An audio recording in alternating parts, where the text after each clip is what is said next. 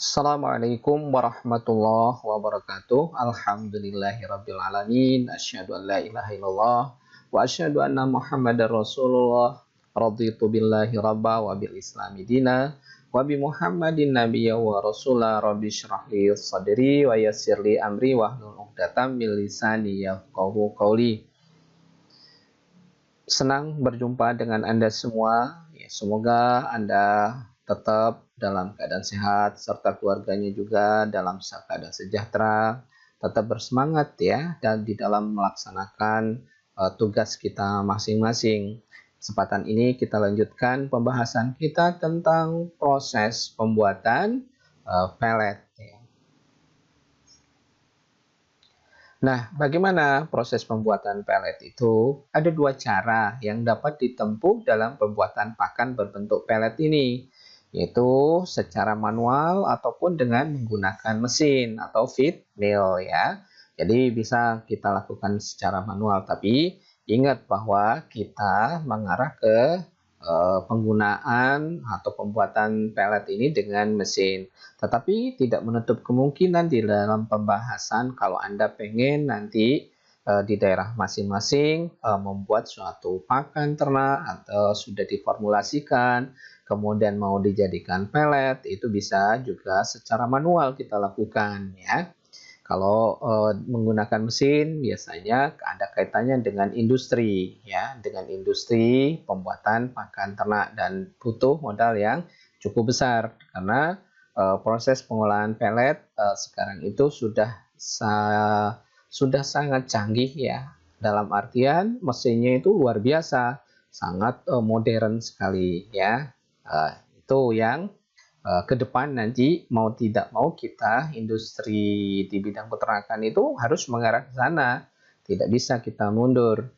Kenapa? Mengingat kebutuhan akan protein hewani itu ini semakin besar karena protein hewani sampai sekarang belum bisa tergantikan dengan protein yang lain karena kaitannya dengan asam amino, terutama asam amino esensial yang ada di atau diperlukan oleh tubuh kita. Nah, pembuatan pakan secara manual dilakukan dengan menggunakan alat-alat yang sederhana. Ya, misalnya Anda menggunakan skop atau pedal atau drum yang dirancang dengan menggunakan prinsip kerja mixer misalnya ya. Mixer ini dalam artian itu adalah kita berusaha mencampur formulasi ransum. Kalau kita misalnya ya sudah memformulasi ransum dari berbagai macam bahan, misalnya untuk unggas itu dari tepung jagung misalnya ada tepung ikannya, kemudian ada sumber mineralnya atau mineral mixnya dicampur diaduk ya. Nah itu mulai dari yang sederhana, tapi perlu diingat kalau misalnya kita berpikiran ke fabrikasi itu biasanya kita harus menyediakan modal yang lebih besar. Tetapi kita tidak menutup kemungkinan dalam skala kecil itu kita bisa menggunakan alat-alat yang dipandang sederhana dan ada di sekitar kita. Ya, kalau drone misalnya di berbagai macam tempat, insya Allah ada ya. Jadi sebagai tempat, sebagai dasar ya. Bahkan kalau sekarang ada lantai pun, ada skop, kita formulasikan, kita timbang campurannya, kita aduk juga bisa ya. Itu dalam jumlah yang kecil. Oke. Cara yang kedua dengan menggunakan mesin. Mesin pembuat pakan ini terdiri dari mesin-mesin penggiling, yaitu hammer mill, misalnya ada dish mill ya. Ini biasanya kalau kita biji-bijian itu kecenderungan kita menggunakan dish mill ya. Tetapi kalau bahannya tidak berbentuk, itu biasanya menggunakan hammer mill ya, yang sistemnya itu memukul. Kalau dish mill itu dia diputar dia, kemudian digiling ya, seperti yang ada di pasaran itu rata-rata menggunakan dish mill ya. Misalnya Anda melihat, oh ini mesin giling ya, gitu. Mesin giling atau penepung rata-rata yang ada di pasaran itu adalah dish mill ya. Nah, kemudian yang diperlukan lagi di dalam proses pembuatan pakan itu adalah mesin penimbang. Nah, untuk apa mesin penimbang ini? Mau tidak mau kita sudah menyusun formulasinya, berbagai macam bahan pakan kita perlu timbang agar nanti produknya benar-benar sesuai dengan kebutuhan dari ternak yang kita punya, ya, ternak dari konsumen, ya, misalnya untuk ayam, kemudian untuk sapi, itu juga harus disesuaikan. Nah, kebutuhan yang sering banyak digunakan itu adalah memang untuk unggas, ya, untuk unggas untuk ayam, baik ayam broiler ataupun ayam petelur. Kemudian yang berikutnya mesin pemusing atau siklon, ya. Mesin pemusing atau siklon ini digunakan untuk bahan-bahan yang memang mesnya sangat kecil, jadi dia bisa dihembuskan, dia berterbangan, dia akan pindah tempat ke tempat yang lain gitu. Jadi ada sistemnya dengan sistem pemusing ini, atau untuk juga bisa mencampur juga, tapi biasanya mencampur itu menggunakan alat yang khusus yang dikenal dengan mixer. Yang keempat itu mesin pengangkat atau pemindah bahan, ya. Bisa auger, bisa elevator. Dalam artian begini, Anda melihat misalnya kita memindahkan bahan dari bawah, misalnya jagung, ya, mau diangkat ke atas, dimasukkan ke silo atau bin yang besar, itu tidak menggunakan atau digotong, ya, atau diangkat oleh manusia, tetapi kita bisa menggunakan auger atau elevator. Mungkin sebagai gambaran sederhana, Anda bisa lihat elevator yang ada di supermarket atau mall, itu seperti itulah sistemnya. Jadi dia diangkat ke atas, kemudian ditumpahkan. Jadi itu beberapa teknik yang bisa dilakukan. Jadi semuanya sudah mekanisasi, sudah menggunakan mesin, ya, ada motornya yang diangkat bahan tersebut sampai ke atas. Oke. Yang kelima itu mesin penghembus atau blower, ya. Blower, ya, itu dihembus misalnya. Sistemnya juga bisa untuk bahan-bahan yang mesnya kecil, sama dengan hampir mirip-mirip dengan siklon tadi. Kemudian yang keenam, ya, mesin pencampur atau mixer. Nah, mesin pencampur ini ada yang horizontal, ada yang vertikal, tergantung kebutuhannya, ya, tergantung sistem yang akan dilakukan di dalam proses pembuatan pelet itu, ya. Sama-sama bisa digunakan, nanti tinggal sesuai dengan kebutuhannya. Misalnya yang ini, ya, gambarannya adalah yang vertikal. Kemudian nanti yang vertikal seperti apa? Dia akan ke atas, ya. Ini bisa juga digunakan. Nah, yang berikutnya adalah yang ketujuh, mesin pembuat pelet. Mesin pembuat pelet ini sesuai dengan kapasitas, ya, sesuai dengan kebutuhan juga. Ada yang kecil, ada yang besar. Nah, untuk pembuatan pelet menggunakan alat blower, ya, boiler. Ini boiler ini pemanas, nanti ini juga untuk menambah proses perkatan, ya, untuk membasahi sedikit supaya proses di dalam peletnya tidak lengket, ya, nanti bisa ini juga agak basah-basah, tapi setelah itu melalui proses yang panas nanti kering juga, setelah itu didinginkan, ya. Mash bin, kemudian cooler, ada dice.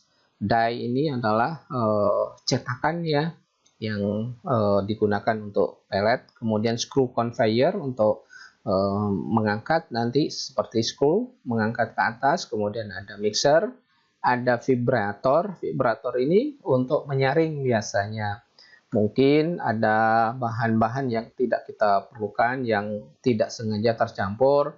Misalnya ada bahan yang dari metal, dan ini harus istilahnya disisihkan, tidak boleh tercampur di pakan ternak, ya, nanti dipeletkan, dan juga bisa merusak peralatan yang ada, ya. Biasanya dilengkapi dengan magnet, ya, atau besi, kata orang kita itu ngomongnya besi berani. Jadi bahan-bahan atau benda-benda yang terbuat dari logam itu akan tertarik, ya.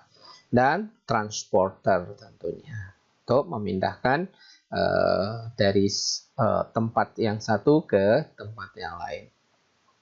Nah, proses pembuatan pelet terdiri 3 tahap, yaitu pengolahan pendahuluan, pembuatan pelet, dan perlakuan akhir. Nih ya, ini yang dibutuhkan conveyor atau elevator. Jadi kalau misalnya kita mau mengangkat ke atas, itu bukan diangkat dengan tenaga manusia, itu sudah diangkat ke atas menggunakan peralatan ya. Jadi ada yang di ini ya. Oke, proses pendahuluan terdiri dari proses ini bertujuan untuk memecahkan atau pemecahan dan pemisahan bahan-bahan pencemar atau kotoran dari bahan yang akan kita gunakan. Nah, seperti digambarkan tadi, biasanya alat ini juga alat pemisah ini yang tidak kita inginkan itu adalah misalnya dari bahan logam, ada paku, ada seng mungkin yang kecil-kecil, itu bisa kita gunakan. Kalau dari bahan metal atau besi itu bisa terkena lengket ya dengan magnet. Pak, bagaimana kalau misalnya bahan itu bukan dari bahan metal ya, tadi dengan vibrator tadi, dengan saringan ya, itu akan tersortir mana bahan yang kita inginkan dan bahan yang tidak kita inginkan ya. Setelah seluruh bahan baku disiapkan, tahap selanjutnya adalah menggiling bahan baku tersebut. Ingat, yang harus diwaspadai itu adalah bahan logam. Kalau bahan logam itu masih misalnya terselip atau masih ada bahan dari logam, itu bisa merusak alat giling kita, terutama screen-nya. Screen untuk menyaringnya itu bisa sobek, bisa tidak berfungsi, akhirnya hasil gilingan kita itu tidak optimal, jadi tidak halus ya. Kemudian tujuannya adalah untuk mendapatkan ukuran partikel yang seragam berbentuk tepung atau mesh.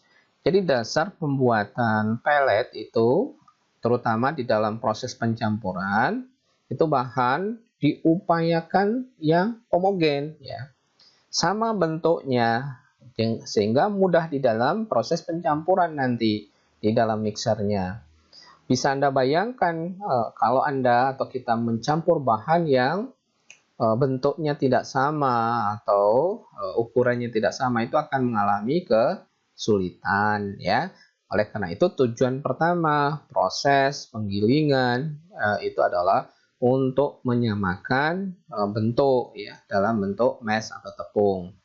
Nah, peralatan yang digunakan mesin penggiling atau penghalus bisa digerakkan dengan motor listrik atau motor bakar yang bahan bakarnya bisa berupa bensin atau solar.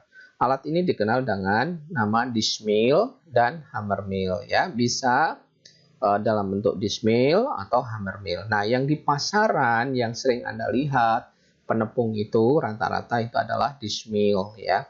Tetapi di perusahaan besar atau industri, terutama industri pakan ternak, itu biasanya menggunakan hammer mill ya. Oke, kita lanjutkan. Nah, bahan baku berupa jagung, misalnya jagung kuning ya, dedak, bungkil kedelai, dan bungkil kelapa digiling halus ya. Kita tahu jagung kuning ini bisa dalam bentuk pipilan kan ya. Dedak ini juga mungkin masih tingkat kehalusannya masih belum sempurna. Bungkil kedelai juga demikian, bungkil kelapa juga. Nah, semuanya nanti masuk mesin penggilingan ya. Masuk penggilingan, nanti ukuran tepungnya atau meshnya itu juga diupayakan sama ya. Setelah itu baru disimpan di tempat bahan. Sementara itu tepung ikan tidak perlu digiling lagi karena bahan baku ini sudah dalam bentuk tepung ya. Lain halnya jika menggunakan ikan lokal yang sudah dikeringkan tetapi belum digiling menjadi tepung. Nah, sering di daerah ini kita menggunakan ikan ruca. Ikan ruca itu mungkin Anda bisa pahami sebagai ikan yang sudah tidak dikonsumsi oleh manusia. Jadi ikan macam-macam ikannya itu campur ya, dan kecil-kecil, dan sering dibuang oleh nelayan itu. Nah, untuk kebutuhan ini ya, protein hewani itu masih bisa digunakan gitu ya. Dalam bentuk misalnya kita keringkan dulu, setelah dikeringkan baru digiling gitu ya. Jadilah tepung ikan. Memang kualitasnya tidak sebagus kalau misalnya kita menggunakan tepung ikan yang ikannya seragam misalnya ya, yang memang benar-benar diproduksi untuk dijadikan bahan makan ya. Rata-rata kita, atau perlu Anda ketahui, kita masih impor tepung ikan itu ya, hampir 80% ya, 80 sampai 90% kita masih impor. Nah, ini harus jadi pemikiran kita ke depan. Kenapa laut kita luas itu, sumber ikan mungkin insya Allah lebih banyak, kok kita masih impor tepung ikan ini ya. Selama ini kita masih mengandalkan tepung ikan karena kita belum punya sumber protein hewani yang bisa kita gunakan untuk pakan ternak ini ya. Memang ada alternatif yang sudah kita coba teliti ya, menggunakan maggot misalnya sebagai pengganti tepung ikan. Ini dalam proses terus kajian kita ke depan, insya Allah kita akan gunakan tepung maggot, atau kalau perlu kita produksi secara massal ya. Kemudian dengan membuat bahan baku menjadi partikel yang lebih kecil, laju oksidasi kemungkinan bisa berlangsung lebih cepat. Ini juga perlu dipertimbangkan kalau sudah digiling itu, misalnya tingkat ransiditasnya itu lebih cepat nanti. Tekniknya misalnya itu lebih cepat ya. Oleh karena itu kalau misalnya sudah kita giling, itu harus secepatnya kita lakukan proses untuk pencampuran dan dibuat pelet. Untuk itu diperlukan cara untuk menekan laju oksidasi, yakni dengan menambahkan antioksidan ke dalam bahan tepung tersebut, baik pada saat penggilingan maupun setelah menjadi tepung. Kalau misalnya tidak kita gunakan secara langsung, supaya laju oksidasi ini tidak terlalu cepat, itu bisa menggunakan antioksidan ya. Tetapi ini biaya lagi. Kalau pabrik pakan yang besar mungkin ya tidak ada masalah. Memang prosesnya kadang dicampurkan beberapa zat ya yang bisa menahan supaya tidak mudah rusak ya, berupa antioksidan ini. Nah, seluruh bahan yang telah digiling ditimbang menggunakan timbangan duduk ya. Ini kalau yang manual, timbangan duduk ya. Tetapi kalau yang di pabrik itu sudah otomatis, ada yang secara otomatis timbangan digital. Sebelum kita masukkan ke mesin pelet itu sudah secara komputer kita atur melalui komputer pencampurannya itu ya, bukan mekanis lagi. Kita setting formulasi ransumnya melalui panel yang sudah computerized, berapa yang kita inginkan, berapa persen bahan, misalnya tepung jagungnya, berapa tepung ikannya, berapa campuran yang lain, itu langsung secara susunan itu sudah diatur melalui komputer ya, computerized ya, kalau di pabrik-pabrik pakan yang sudah besar. Setelah itu bahan itu dicampur sesuai dengan formulasi yang kita inginkan dan sesuai dengan kebutuhan ya. Karena untuk ternak itu berbeda-beda. Misalnya untuk ayam jatuhnya ya, untuk DOC misalnya masa starter itu kebutuhan protein dan energinya kan berbeda itu.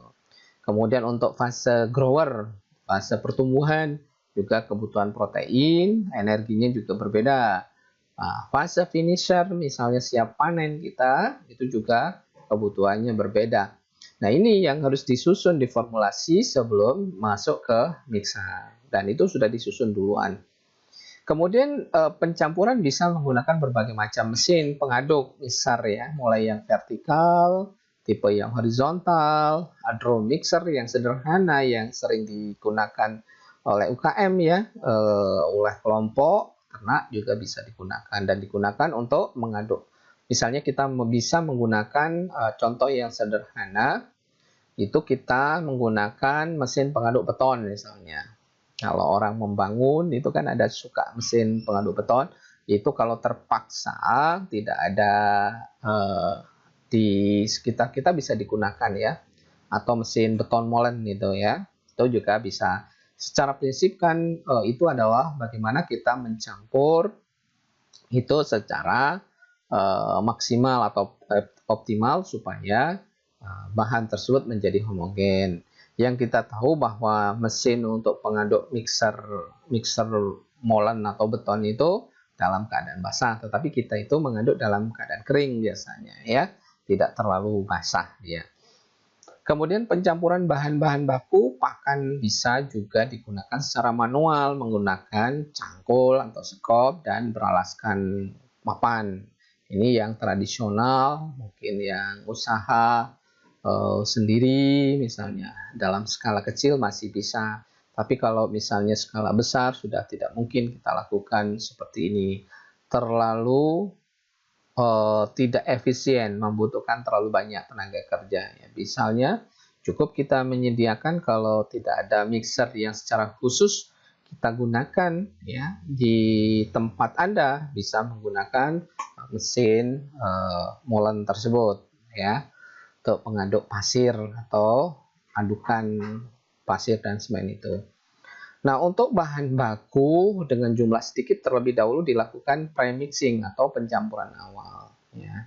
Jadi pencampuran ini ada tekniknya. Kalau misalnya yang kecil-kecil itu didahulukan. Jadi yang beratnya sedikit itu didahulukan untuk mencampur. Kemudian pencampuran dilakukan bertahap lah istilahnya sampai ke mencampur yang bahan yang jumlahnya besar. Bahan yang dicampur pada tahap awal meliputi vitamin ya kan biasanya vitamin kita campur tidak dalam jumlah yang banyak. Kemudian mineral juga, kalsium karbonat juga, asam amino kristal misalnya. Kalau mau ditambah dengan pemacu pertumbuhan, misalnya ada juga antibiotiknya, koksidiostat ya dan antioksidan. Ini biasanya didahulukan campuran-campuran ini ya. Campuran-campuran yang kecil jumlahnya itu didahulukan supaya nanti bisa homogen, setelah itu bertahap ke yang besar. Kemudian penimbangan bahan-bahan ini harus dilakukan dengan timbangan yang mempunyai tingkat ketelitian tinggi ya. Biasanya kita menggunakan timbangan digital yang misalnya 2 digit di belakang koma karena memang kebutuhannya itu sangat sedikit dan harus detail. Nah, yang harus diwaspadai di dalam teknik pencampurannya nanti ya, itu juga harus benar-benar ini. Ini salah satu contoh ya, misalnya kita mau menaikkan bahan ke atas, ini juga bagaimana misalnya ke posisi ini ada bisa menggunakan elevator, bisa menggunakan auger, bisa menggunakan macam-macam, ada siklon tadi ya, supaya bahan itu bisa masuk ke atas seperti ini. Ya. Kemudian minimal diperlukan waktu 15 menit untuk mencampur bahan pakan dengan menggunakan mesin pencampur jenis beton atau molen ya. Kalau di sekitar Anda tidak ada mesin yang spesifik mixer, itu bisa menggunakan mesin beton ini ya, molen ya, mesin supaya diperoleh campuran yang merata. Apabila digunakan mixer horizontal, diperlukan waktu pencampuran yang lebih singkat. Karena memang dikhususkan, ini salah satu contoh yang misalnya yang horizontal ini ya, mixer. Oke, kita lakukan ya, nanti dialirkan setelah itu ke mesin, setelah dicampur ke mesin pelletnya. Ini seperti ini, misal mixer, kemudian terus masuk nanti ke mesin pelletnya ya. Nih, seperti itu. Nah, tahap akhir pencampuran adalah menambahkan bahan baku cairan ya, yaitu minyak kelapa misalnya untuk meningkatkan energi ya.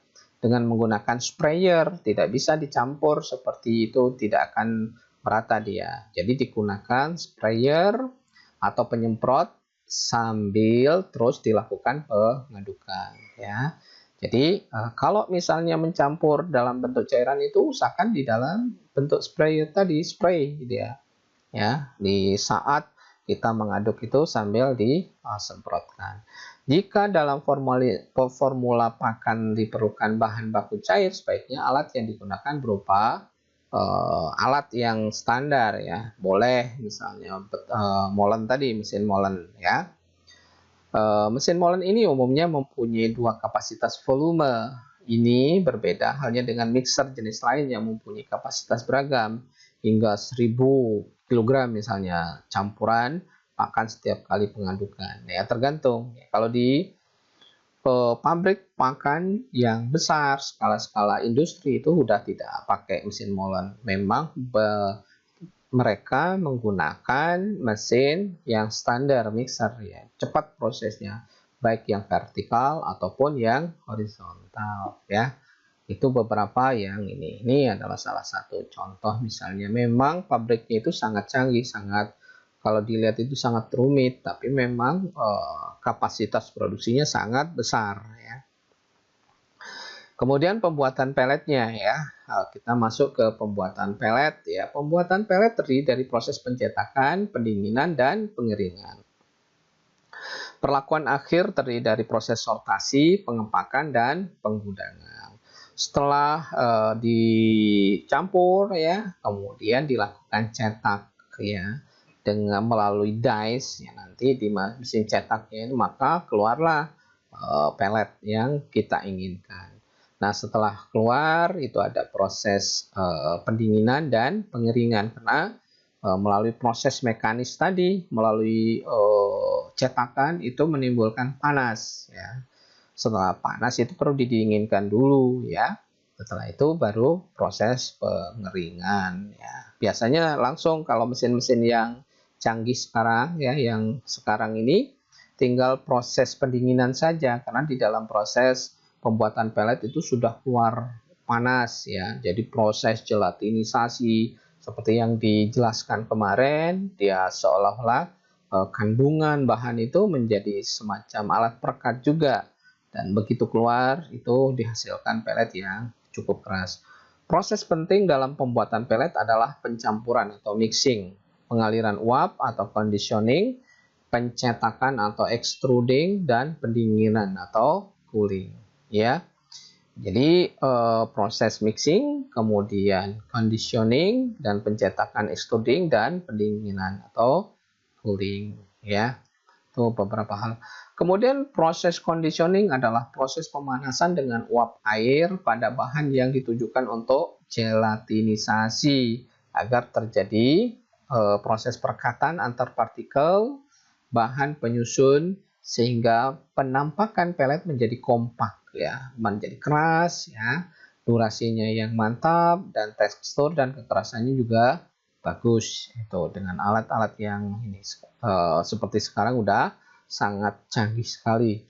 Kemudian proses conditioning ditujukan untuk gelatinisasi dan melunakkan bahan agar mempermudah pencetakan ya. Ini misalnya alat-alat pelleting ya, pencetakannya seperti ini ya. Kalau sekarang itu berbagai macam alat sesuai dengan fabrikasinya. Yang jelas intinya begitu keluar produknya itu dalam bentuk pelet. Di samping itu juga bertujuan untuk membuat pakan menjadi steril. Ya, dengan proses pemanasan yang terjadi itu mikroba yang tidak diinginkan atau yang patogen itu bisa dimatikan, terbebas dari kuman dan bibit penyakit ya. Menjadikan pati dari bahan baku yang ada menjadi perekat ya, sebagai perekat. Pakan menjadi lebih lunak sehingga ternak mudah mencernanya, menciptakan aroma pakan yang lebih merangsang nafsu makan ternak. Jadi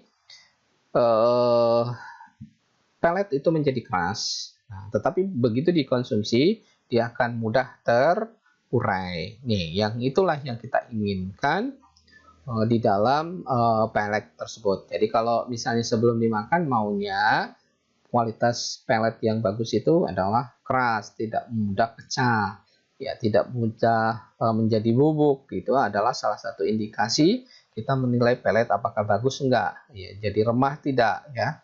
Belum ini masih di dalam karung sudah banyak remahnya, itu adalah salah satu tanda pelet tersebut, kualitas pelet tersebut kurang bagus. Oke.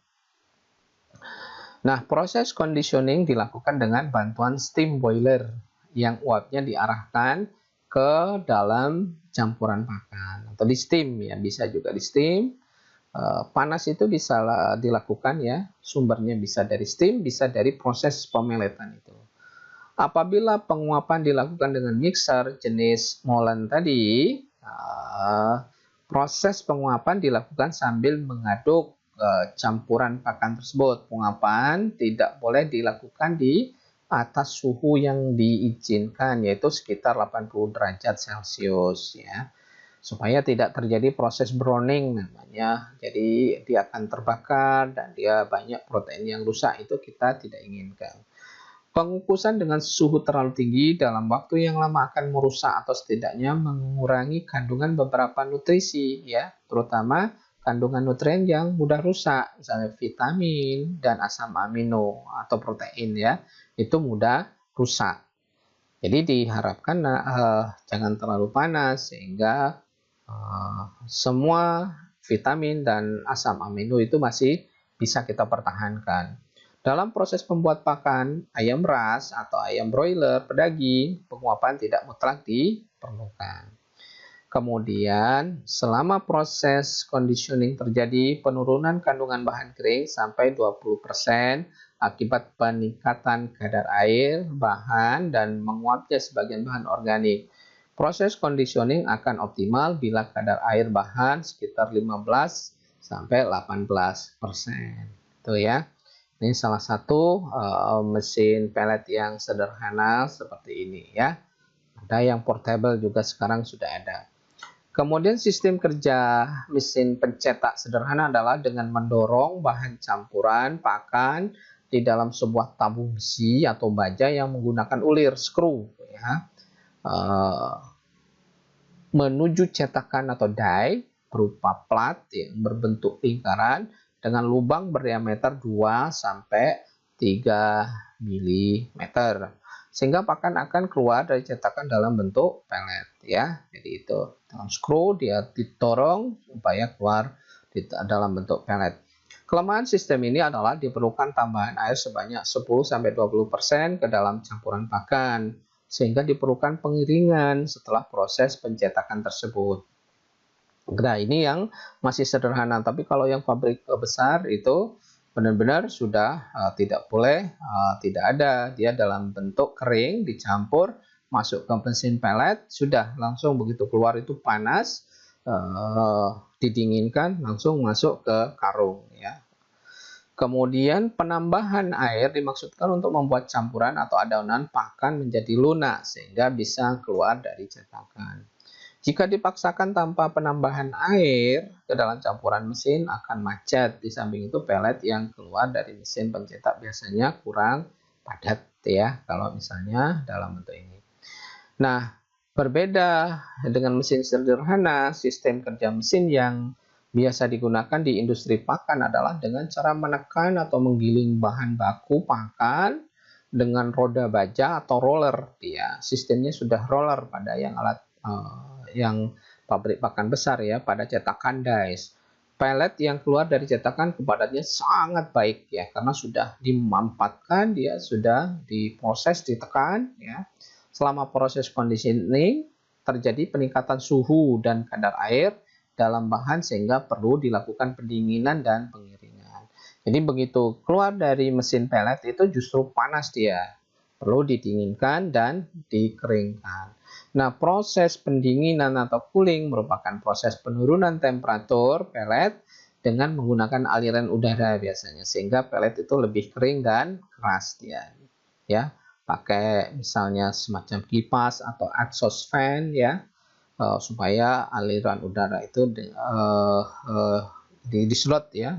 Exhaust fan itu disedot, dia berputar aliran udaranya sehingga dia kering dengan optimal. Proses ini meliputi pendinginan butiran pellet yang sudah berbentuk ya, sudah berbentuk pellet agar kuat dan tidak mudah pecah.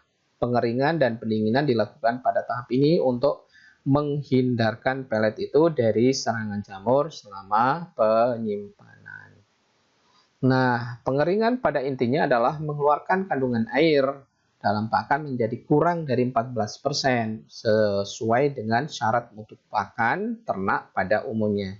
Di pakan pelet itu kadar airnya ya harus kisarannya sekitar 14% ke bawah ya, kurang dari 14%. Kalau di atas itu nanti mudah rusak biasanya karena proses terjadinya penjamuran dan lain-lain. Proses pengeringan perlu dilakukan apabila pencetakan dilakukan dengan mesin sederhana. Ya, kalau mesinnya sederhana, itu diperlukan pengeringan. Tetapi kalau misalnya mesinnya sudah bagus, sudah industri, malah terbalik. Kita perlu proses pendinginan. Jika pencetakan dilakukan dengan mesin pelet sistem kering, cukup dikering anginkan saja hingga uap panasnya hilang sehingga pelet menjadi kering dan tidak mudah berubah kembali ke bentuk tepung. Nah, pada proses pengeringan bisa dilakukan dengan penjemuran, misalnya di bawah terik sinar matahari atau menggunakan mesin. Keduanya memiliki kelebihan dan kekurangan. Penjemuran secara alami tentu sangat tergantung kepada cuaca. Bagaimana kalau musim penghujan? Itu juga akan mengalami kesulitan juga. Kemudian higienitas atau kebersihan yang pada pakan harus dijaga dengan baik, jangan sampai tercemar debu atau kotoran dan gangguan hewan atau unggas yang dikhawatirkan akan membawa penyakit. Jika alat yang digunakan mesin pengering, tentu akan memerlukan biaya investasi dan biaya operasional yang cukup tinggi. Nah, sekarang pada perlakuan akhir ya. Penentuan ukuran pelet disesuaikan dengan jenis ternak. Ya, dinyatakan dengan dalam beberapa meter ya atau dalam bentuk diameter pelet itu. Nah, untuk sapi perah dan sapi pedaging adalah 0,9 cm atau 0,75 inch. Untuk unggas ya. Nah, untuk ayam pedaging, periode starter dan finisher bisa 1,2 cm atau 0,48 inch. Garis tengah pelet untuk pakan dengan konsentrasi protein tinggi adalah 1,7 cm atau 0,67 inch ya. Dan 0,97 cm, 0,38 inch untuk pakan yang mengandung urea. Ini beberapa contoh ya, kita ukur bentuk peletnya itu sesuai dengan ternaknya. Misalnya kalau di OC ya biasanya masih dalam bentuk mesh. Kemudian fase starter seperti apa, fase layer seperti apa ya. Nanti ada fase growernya ya, disesuaikan saja supaya ternak itu menjadi nyaman dan dikonsumsi. Jadi dikonsumsi dengan baik. Itu adalah tujuan akhirnya ya. Di samping yang perlu dijaga itu adalah kualitas pakan tersebut. Demikian yang bisa disampaikan pada kesempatan kali ini. Semoga Anda tetap bersemangat, tetap jaga protokol COVID ya, jaga jarak, cuci tangan, dan menggunakan masker ya. Semoga Anda semua dalam keadaan sehat. Doa kami selalu Anda bisa tetap dilindungi oleh Allah Subhanahu wa taala. Nasrun minallah wa fathun qarib. Wassalamualaikum warahmatullahi wabarakatuh.